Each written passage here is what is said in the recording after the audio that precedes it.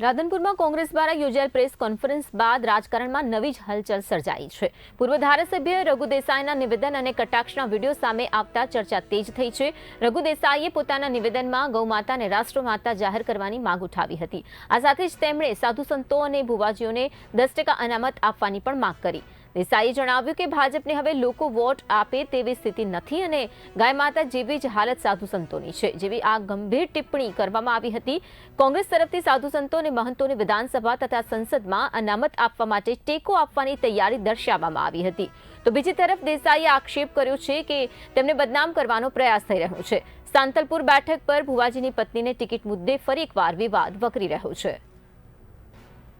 ભાજપને મત આપે એમ નથી એટલે હવે સંતો મહંતો અને ભુવાશ્રીઓના આશરે ભાજપને જવું પડ્યું છે। સંતો મહંતો અને ભુવાશ્રીઓ અમારા માટે બધા સન્માનજનક છે।